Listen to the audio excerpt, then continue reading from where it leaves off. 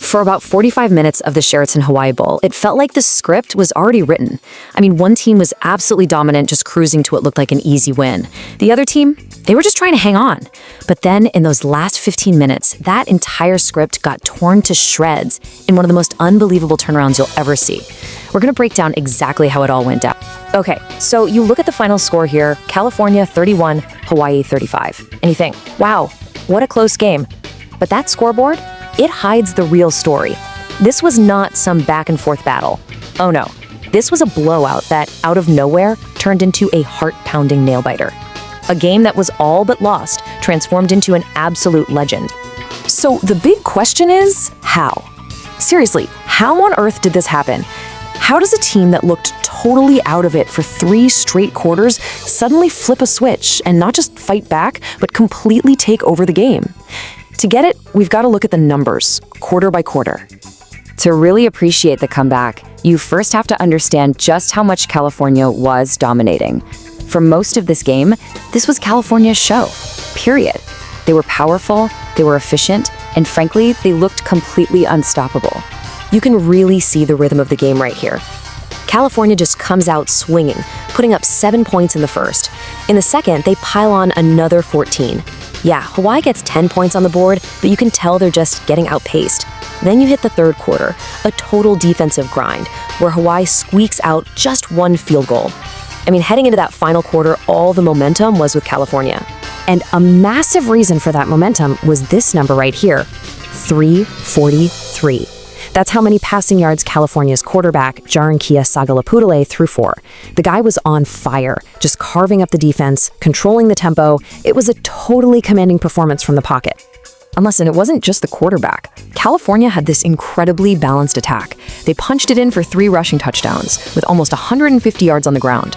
Through the air, Sagapolutele was like a surgeon, completing 28 of his 39 passes, and his main guy, Jacob DeJesus, was unstoppable, pulling in 137 of those yards. This wasn't just a good offense, it was a well-oiled machine. So this is where we were at. End of the third quarter, 15 minutes to go.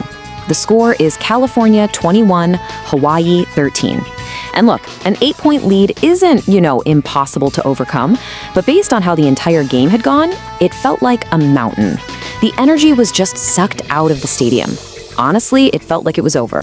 But then, the fourth quarter happened, and everything changed. The game, the momentum, the entire story, it all got flipped completely upside down.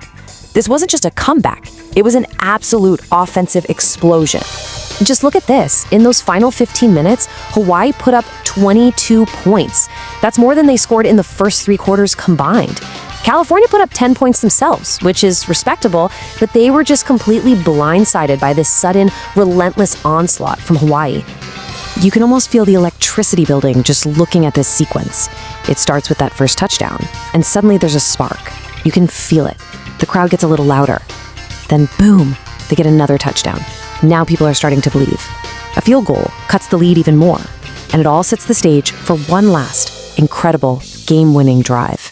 It was just a perfectly executed rally under insane pressure.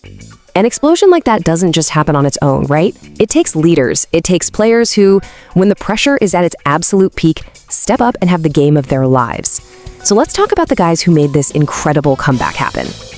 At the very heart of it all was Hawaii's quarterback, Micah Alejado. With his team's back completely against the wall, he didn't just manage the game in that fourth quarter. He grabbed it by the horns and took it over. His final numbers tell you everything you need to know.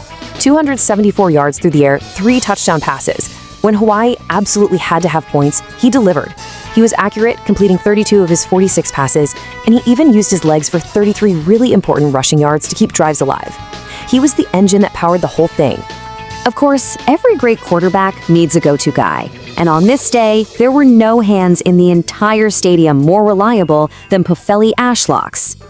Get a load of these stats. 14 catches, that's just unbelievable. When the game was on the line, Alejado knew exactly who he was throwing to.